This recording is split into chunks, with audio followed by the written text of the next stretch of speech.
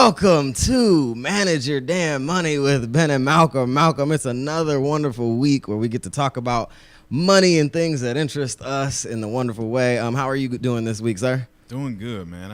I can't believe it's still 90 degrees. Yeah, man. This deep into October. Like, it's legitimately October, and it was 90 degrees today. They've been talking about this thing here called global warming. I'm not sure if this is like a symptom of it. I was told that's a hoax by the Chinese. Okay, that could be it. But of course, we want to remind people, you are now listening to Manage Your Damn Money with Ben and Malcolm, where we trade in personal finance advice for entertaining conversations about money. And we also want to remind people this is a podcast and also a television show. So sometimes it might sound like we're on TV and sometimes it might sound like we're on a podcast. So this past weekend was a pretty active weekend. You were actually gone this weekend doing something. What were you up to? I actually went down to the greatest homecoming on earth. Okay, what's that? In Greensboro, North Carolina at the North Carolina A&T State University.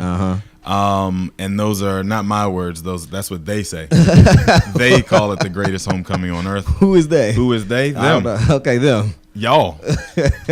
Everybody else. And it was great, man. I got a chance to, we had like the communal barbecue, right? Where you just walk around with an empty plate and somehow miraculously it gets filled up with fried fish and cheeseburgers and mac and cheese and all kind of different stuff. And you eat good, you drink good, and it's an amazing thing, that empty plate at a big barbecue. It is a beautiful thing, is what it is. That's hilarious. But it's always a good time. Do you feel when you go back to college? I'm going to homecoming myself for Hampton University in a couple weeks. Does it feel like you're older, or do you feel like? Oh my God, yes. Like, we don't even homecoming the same. What does that mean? Like, I went to the game, and my buddy who I'm sitting next to, like, we're looking around and like, so the students are sitting on the track during the game, and I'm like, I remember when they would never let us sit on the track. Like, we couldn't get anywhere close to the field. Right. Like you got in significant trouble. Right. Then, like,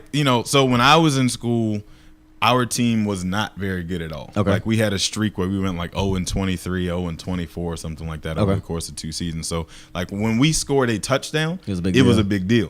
These kids are used to winning. Like, apparently our team's been good the last like 3 or so years. And so, like, the score was like 44-3, I think. The whole time they're like, oh, hey, yay. Like, y'all better clap. And I'm like, are you kidding me? We just scored 44 points in the season. That's and they're funny. like, so yeah, it's some significant differences between the way they homecoming and the way we homecoming, and they'll appreciate it after they leave and get to come back. When you got back, did you find yourself looking at the current students saying, well, "Damn, you look like a child"?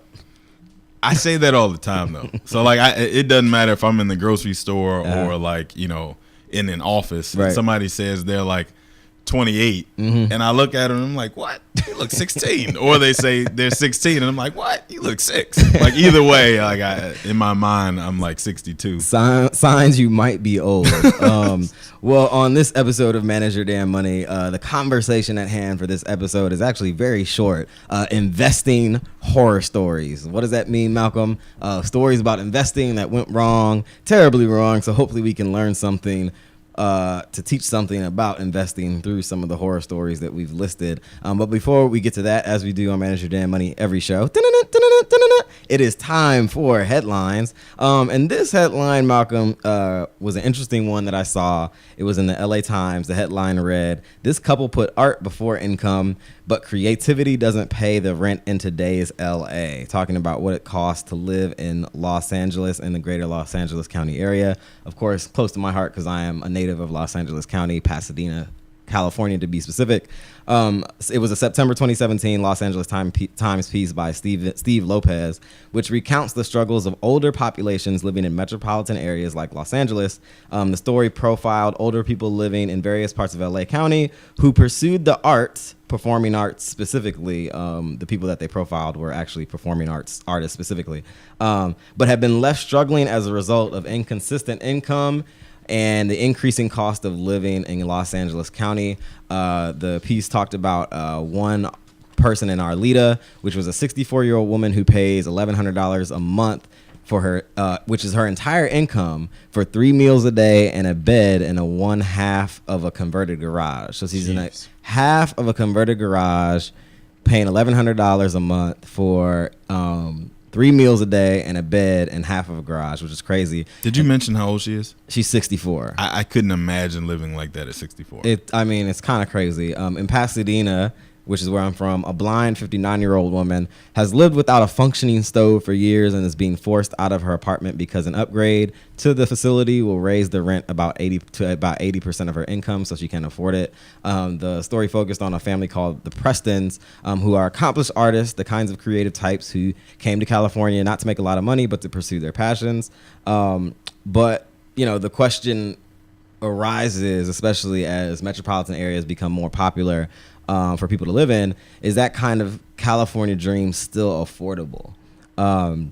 And so it said, for every performer who becomes a name and pulls in a big money, thousands of artists struggle and juggle, and the bills always seem to outnumber the breaks. Don, who was a subject of this piece, posted on his Facebook page saying that LA has become, quote unquote, inaccessible to not only most artists, but especially to elder artists who are on fixed incomes. He issued a shout out to those out there who may know of modest, affordable houses or apartments, because this was again focused on housing and kind of the intersection of housing and doing your artistry for income. The story goes on to present the housing challenges of seniors focused on artistic passions who do not have income or savings to keep up with the shifts happening in the housing market in Los Angeles.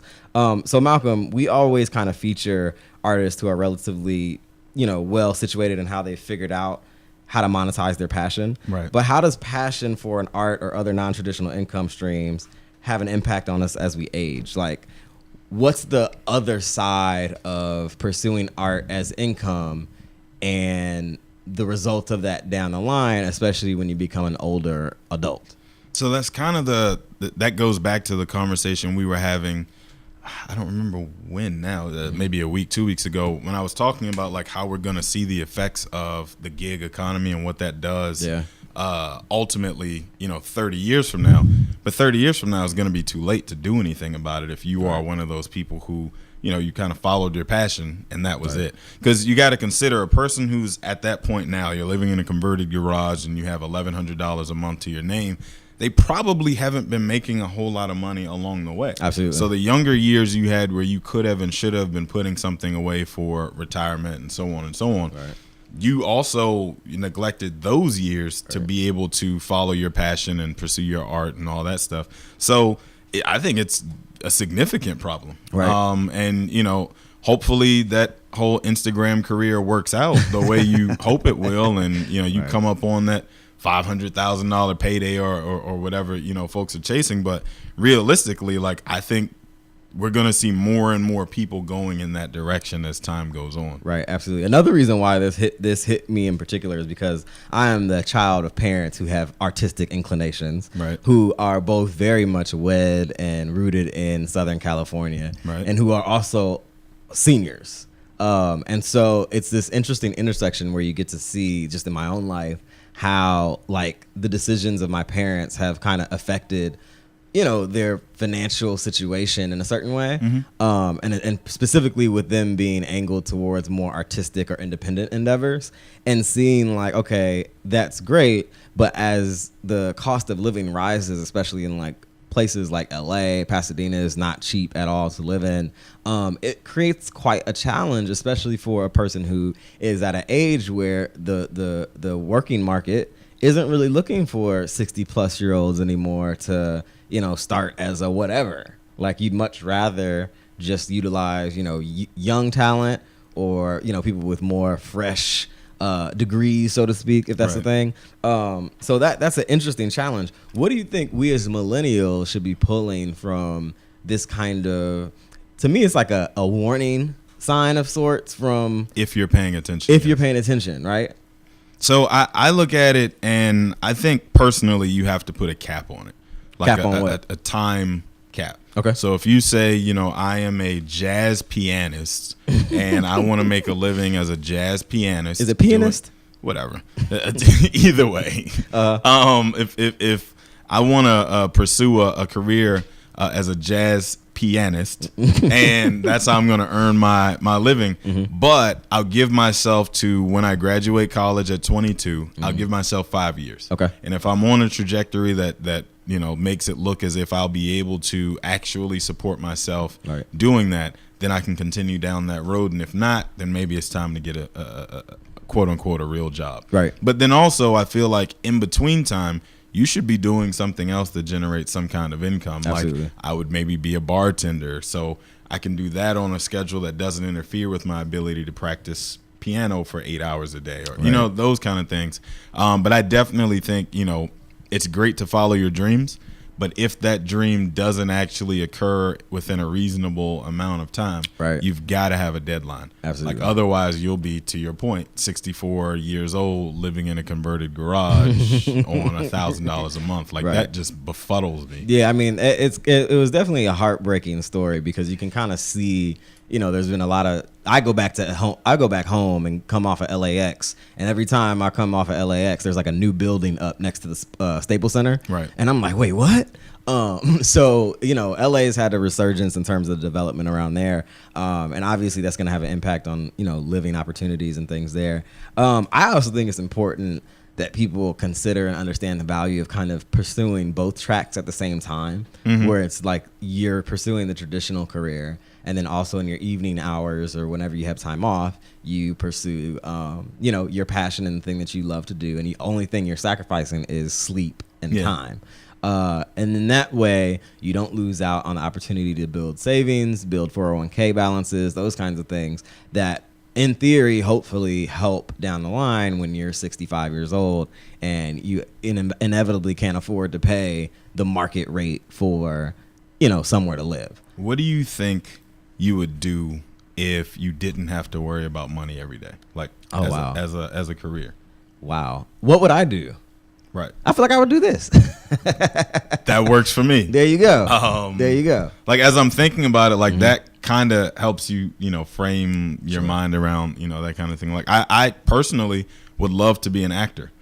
However, I don't do struggle well. And that whole starving artist thing, moving out to LA and having 17 roommates and going on 12 auditions a day and getting rejected. Like, I'm not built for that. Like that is not no, absolutely not. Okay. So I would definitely love to pursue that one day. One day. But the great thing about acting is I can like burst on the scene at 65 and since black don't crack, I might be a heartthrob, who knows? So we'll see, when it gets there. But like I look at that and I'm like, that's something I would love to pursue.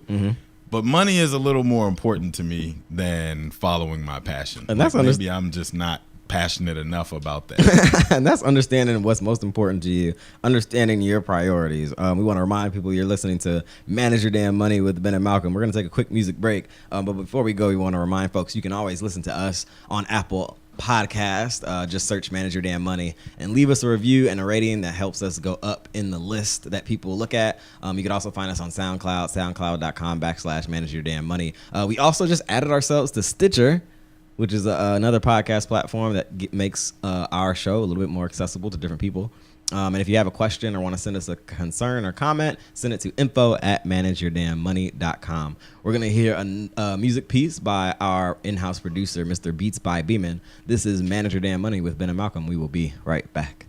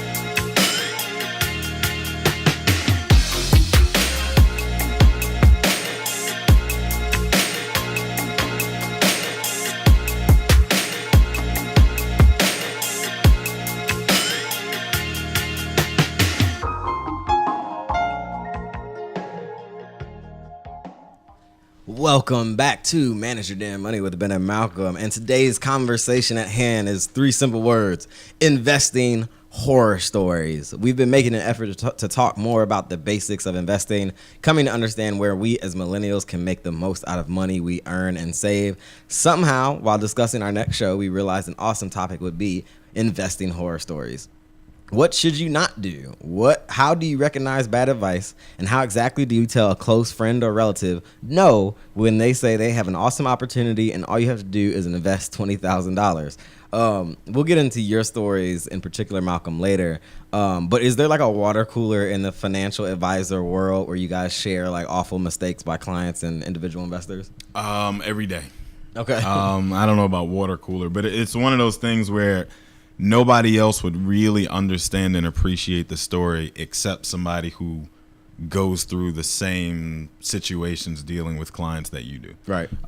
So as a quick example, a client passes away, their kids inherit their money, and their kids, this actually happened. Right. Kid shows up and says, "I would like my inheritance in cash." Right. Well, we work in an office. We don't have, we don't have hundreds Give of me all the thousands money. of dollars in cash. I want it right now. And she was irate. She got Where's the vault? She got belligerent and was extremely upset and could not understand why. And you guys are playing games with me, that kind of stuff. Like, those are the kind of things that, only somebody in the office next to you who has seen that kind of foolishness play out before could really appreciate it. So yeah, we share those kind of stories all the time. That's hilarious. Well, it's interesting because when we got to talking about this, you remembered a story that came out earlier this year, which was kind of like a big deal, I think, just culturally, because it was like it had a really ominous photo of Clinton Portis, who is a former Washington football running back.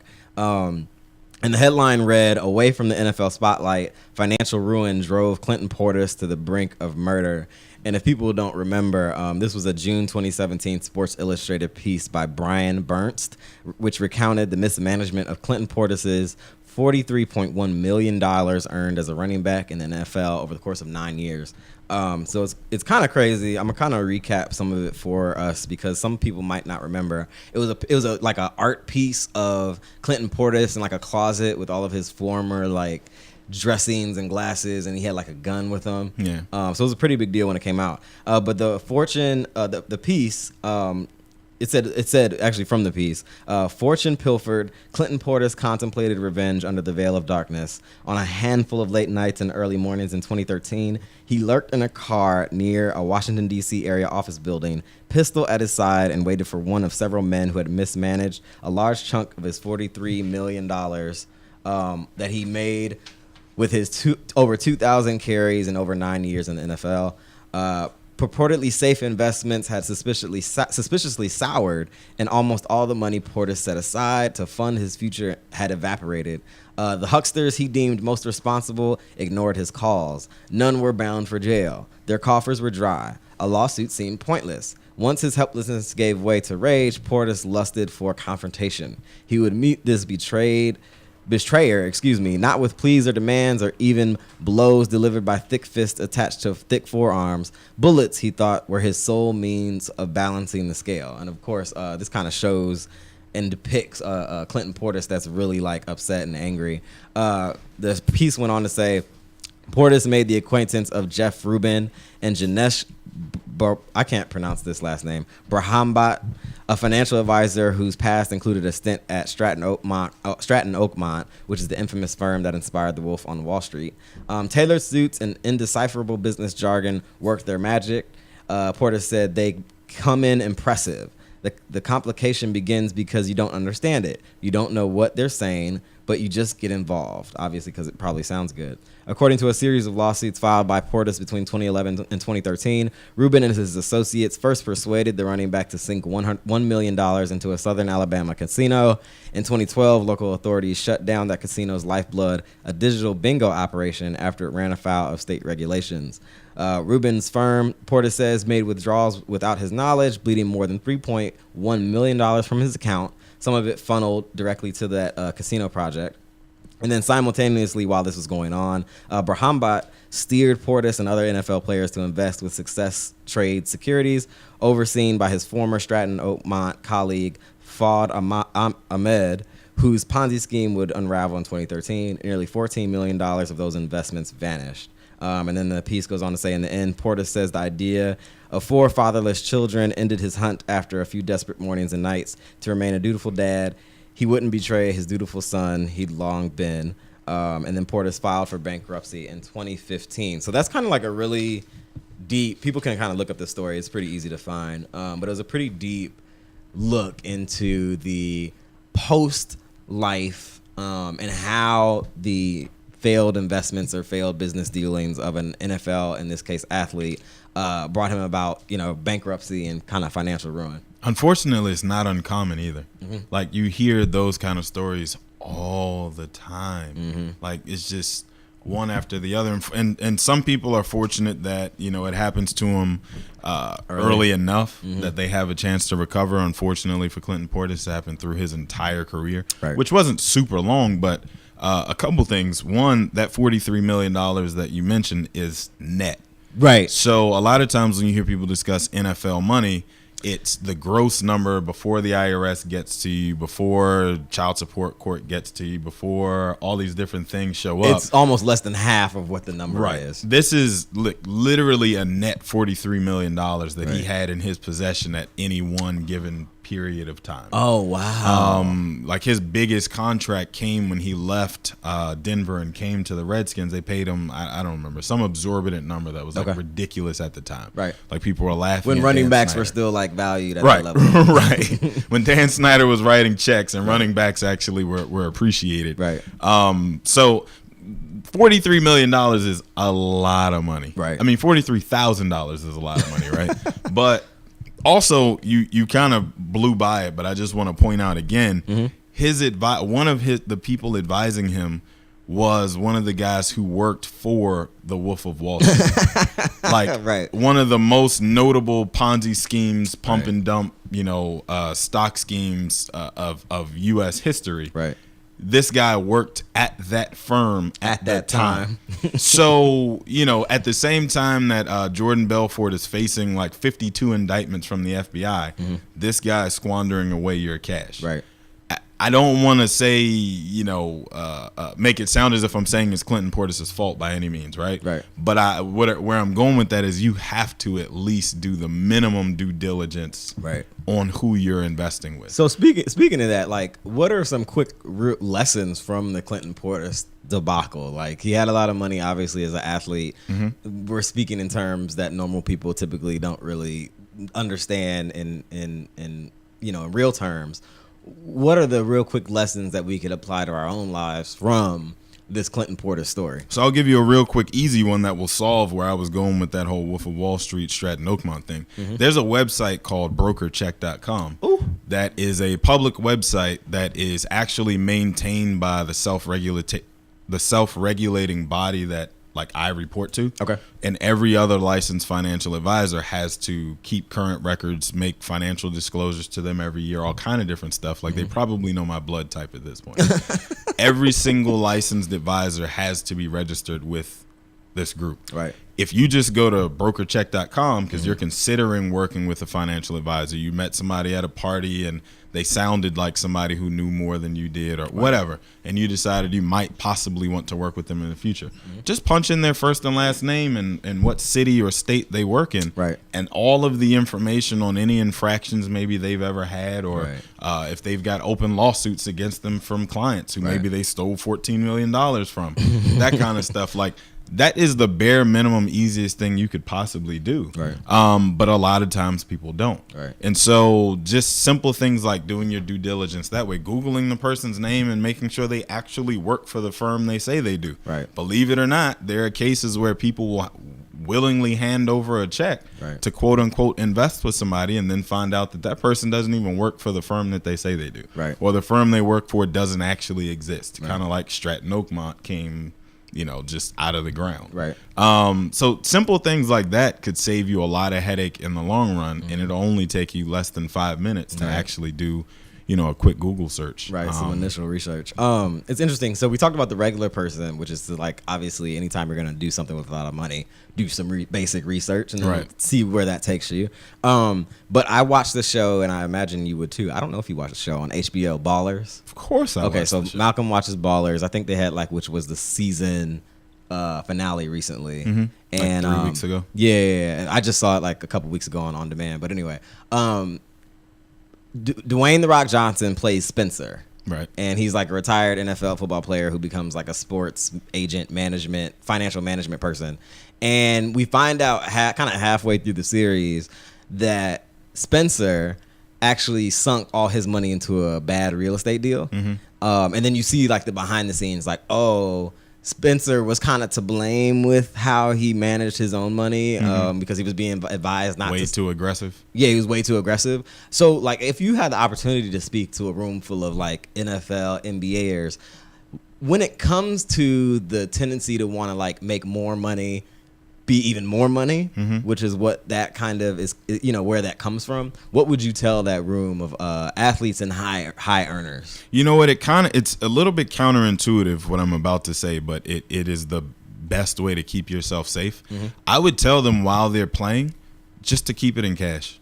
Oh, wow. Just keep it in a place that every time you log in online and you check in to see what's going on, it is the same thing it was the last time you checked in, and you know how much should be there because only you are spending it. Right, save for bills and things. Yeah, right. And then once you finish playing and you actually have the time and the mental capacity it takes to stay on top of this kind of stuff and the interest in actually meeting with your advisors on a regular basis and all that, then you can invest in all the different stuff that's out there that might be interesting to you, and you actually have a little bit more time to do your due diligence. And the reason I say that is because athletes' careers are the inverse of the average citizen in that they make the majority of their money in the first like 10 years out of college, whereas everybody else hits like peak earnings after they're like 45. Right. So, make a whole lot of money, save it, put it all to the side, and then worry about actually investing it and making it grow later.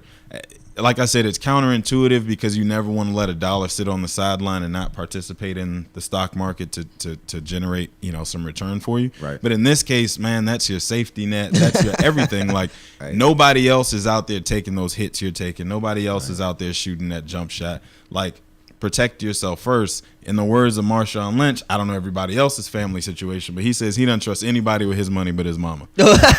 So he has made his mom go learn about basic financial management tactics and techniques so that she can manage his money. Right. And then Marshawn Lynch, actually, I learned recently, I think I might have sent you the article I was reading that I got like excited about. But he was talking about how he has never actually spent a dollar from his salary from the time he's been in the NFL. The only money he spends is the endorsement money that's ancillary to how much he makes as a professional running back, which is somewhere upwards of like $50 million he's made just in career earnings. Oh, wow. So he's got $50 million. He's got $50 million sitting in the bank that only his mom knows where to go get it. Which, I think that makes a lot of sense when you're a guy who, as soon as you get drafted into the NFL, everybody's got their hand out. Everybody's got an idea. Everybody's got a guy. Everybody's got, that'll give you some time to really see who's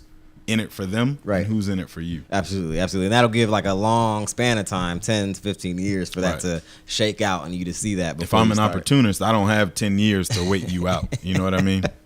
That'd be a dedicated opportunist. But anyway, we want to remind people you're listening and watching to Manage Your Damn Money with Ben and Malcolm. We're going to take another quick break, hear another piece by our in-house producer and co-creator of this show, Mr. Beats by Beeman. You could hear his music on Instagram. Just follow him at Beats by Beeman. That's BEEMEN,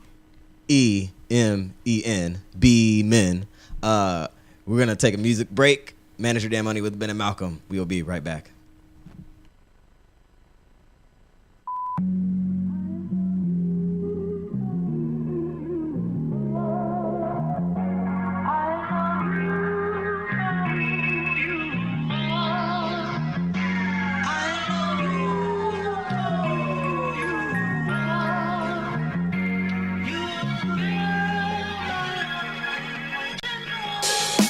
Listen,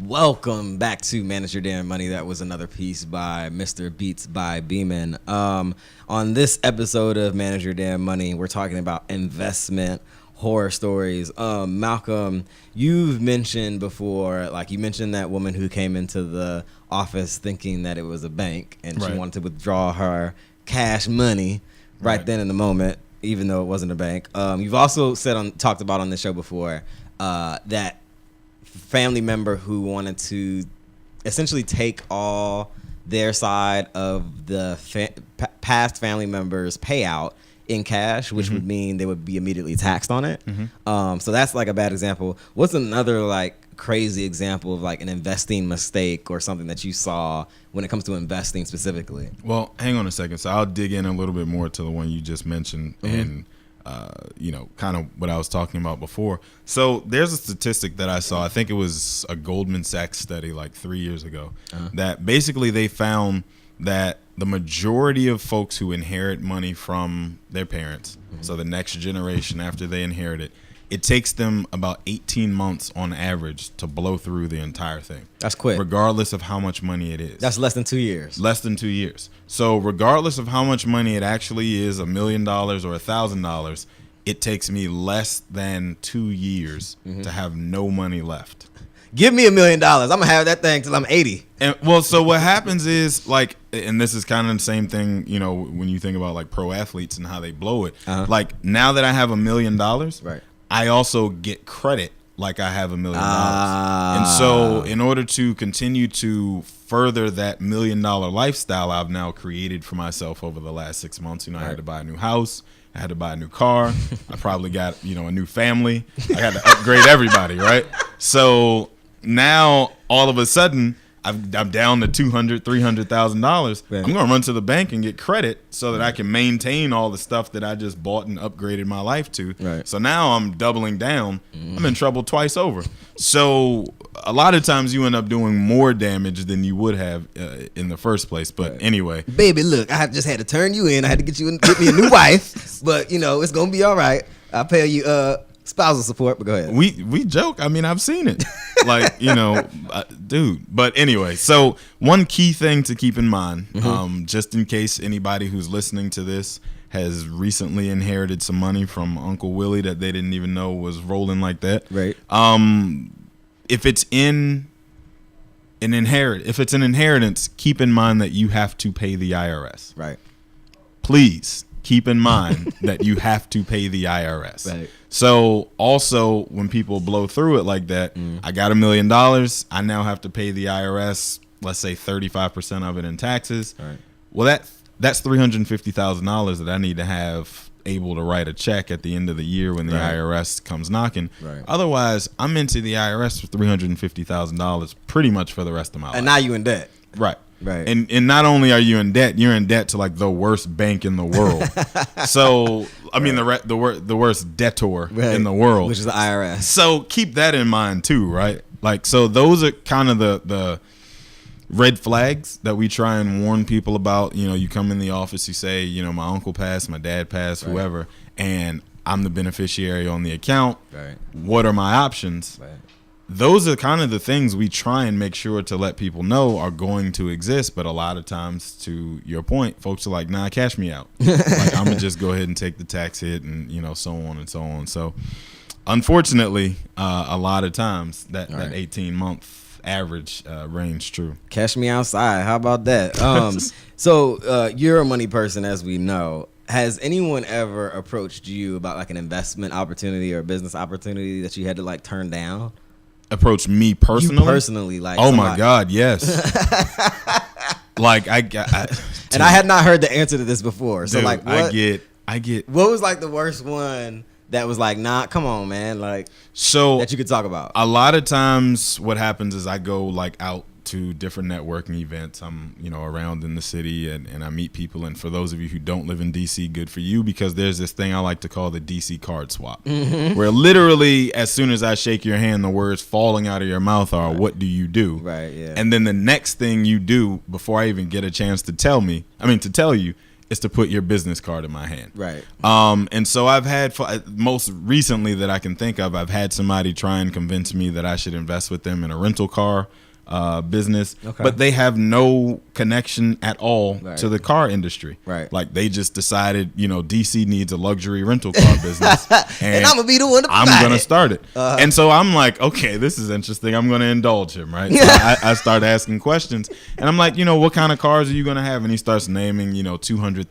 Bugattis and the most expensive cars he can think of. And I'm like, how much funding is it gonna take to actually get 20 cars on the lot? Right. And he's like, well, I mean, that kind of depends on how much you can bring to the table and and I'm like, at this point, I'm like elated. This has now made my day, right? So I'm kind of asking those kind of questions, and every single time, it's kind of based on how much he thinks I'm going to put into this thing. So now you're just messing with him. So well, yes. So now it's like extremely laughable that we're in this 20-minute conversation. All of it is speculative. Like none of it is actually like. Dude, I've heard, a lot of somebody else I talked to not too long ago actually already has a recording studio. Okay. And I'm like, okay, that's cool. It's a legitimate business that it has recurring income because, folks are constantly wanting to put their product out there. Right. And then as we continue talking and I really look at the business card he handed me, it's actually a home studio. Okay. So it's a studio in his garage that he has created, like basically with just 2 mics and a laptop, and that's his studio. Okay, and that's what he's looking for investors in to expand. Hey, well, and it's kind of like, but somebody's gonna say yes, right? Somebody is gonna come along and go, you know what, I always wanted to be in the music business. Like I got $7,000. Wait a minute now. Amazon started in the garage. Amazon started selling books online. Indeed. Fulfillment was from the garage, but they were selling a product people were buying left and right. Remember Barnes and Noble? Yeah. That was a thing. I do remember recall. Borders books? That was a thing. Amazon said, I can do it a little bit better. Right. That's completely different than, but unfortunately, people actually start to put their money in these kind of things. There's a currency scam, something that I keep constantly hearing people talking about where they're like, oh, I only have to put in, $500 and there's a company out there that's buying different currencies around the world. And as those currencies increase in value in comparison to the American dollar, like they're catching the upswings in those. Dude, I'm shaking my head. Literally. Do you know how much expertise it takes to be a currency trader? Yeah, yeah. And you're talking to me about somebody who doesn't have an office, they don't have a landline phone number, they don't have an email address or a website or anything. They're just somebody who has convinced you that they have it all figured out. Like that's kind of the point that I was making about doing a quick Google search will take you 5 minutes to realize if a person is legit or not. But unfortunately, people don't always take those steps necessary to find out whether the person you're talking to actually knows what they're talking about, or if they're going to Bernie Madoff your money right out of your hands and you'll never see him again. That should be a verb, Bernie Madoff. I mean, it pretty much is. Well, real quick, a couple more investing horror stories that we pulled from the web. This headline that we pulled reads, "A shoebox of penny stocks and other investing horror stories." This was a 2016 money story by U.S. News and World Report, which explored a few incredible investment horror stories. The first one was called "The Stoner and His Father Blow $200,000 Up in Smoke." Rebecca Kennedy's client at her fee-only financial advice company in Denver decided to invest in his son's pot-growing startup. The son was in his early 20s, she said, and was a college dropout. The name of the firm was Kennedy Financial Planning. The father said, "Great idea, let's do it," Kennedy says, and he decided that the new company needed only the best state-of-the-art equipment. The investment was approximately $200,000. Despite the great potential, all the money was lost as the son turned out to be a pothead. She says, looking back, she would have liked to have seen a different result, but unfortunately, her client's ears were closed. Then another one in that same story, which was interesting, the title was "A Shoebox Full of Penny Stocks." And in the early 2000s, a financial planner named James Parks was introduced to a recently widowed woman. Her husband had told her, quote unquote, "When I die, you will be taken care of. Inside of this shoebox are stock certificates of all of our investments." Parks, who now works at a wealth management company in Ridgewood, New Jersey, says she didn't recognize most of the company names on the stock certificates. Worse than that, 19 of the 20 stock holdings were each worth between $1 and $2. That's not per share, but the total value of the holdings in each company. So that Stratton Oakmont. that's where he was buying from. Absolutely. In summation, they were all penny stocks, or the sort of shares you can find on the so-called pink sheets, and that goes back to Stratton Oakmont, the beginning of Wolf on Wall Street, when they were like, watch the movie. They tend to be very risky. Thankfully, there was one utility that did well. Park says she managed to make that into something worthwhile. The financial problems this couple had were twofold. The husband and wife weren't communicating about their money. She didn't know what was owned or why it was owned. And what they needed was professional advice rather than a mysterious shoebox. So that's another interesting thing. Like, penny stocks are obviously something that people feel like, oh, I can get rich quick if one of these pop off. Right. But the likelihood of a penny stock really jumping off long term, a lot of times is, almost equivalent of winning the lottery in a lot of ways. And I mean, sometimes lightning does strike. So I don't want to disparage anybody or give anybody the impression that, penny stocks are for fools. Right. There are people who have gotten rich off of penny stocks. Right. However, if you are not a person who has the time or the interest to do the due diligence necessary to discern a solid company that's just starting from a company that's a joke and they're just in it to take your money, then do not get involved. Right. Do not invest in things that you don't completely understand. I don't know how many times, we can say it, but it happens all the time. Right. So that penny stock phenomenon is part of what brought the stock market down in the early 2000s with that whole tech bubble, because everybody felt like they could do it themselves. Right. Everybody said, oh, I can just open an online brokerage account. E-Trade had just come on the scene. I can figure it out for myself, and I'll just throw my entire life savings into this tech stock that my coworker who sits in the cubicle next to me told me they made $500 on, so why not? Right. I could turn my $20,000 into $25,000 very easily. Right. And then all of a sudden, there goes the house. Right. So, just keep in mind, that if you don't truly understand what the business is, what they do, and how you're going to make money, don't invest in it. Is there a particularly dangerous kind of, not stock investment, but business investment that average people fall victim to? Real estate is the most popular one. Oh, wow. Okay. I have to talk clients down off the ledge a lot when it comes to real estate deals. Why is that so attractive to people? Well, because it's, there's 15 different house flipping shows on TV right now that make it look so easy. And as we learned actually from Alan at AJ Team Realty, who was on our show earlier in the year, sometimes those networks will ask you to fudge the numbers a little bit. Right. So it looks like on TV to the audience that everything is great and you're rolling and you're, making money hand over fist. Right. But in reality, you might make $5 off a flip after the 9 months it took to actually Horror Story. But people look at that and say, oh, well, if they're doing that, I can do that. I'm smarter than they are. Look at them and look at me or whatever. Right.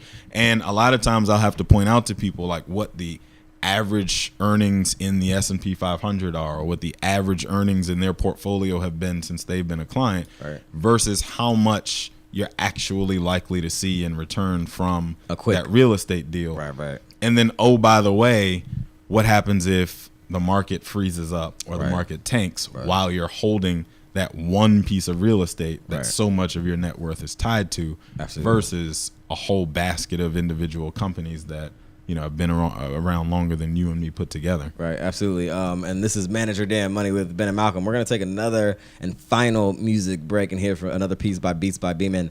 But when we come back, Malcolm's going to give us some investing best practices to kind of take some of these horror stories and turn it into some learnings and things that we can better understand. This is Manage Your Damn Money with Ben and Malcolm. We will be right back.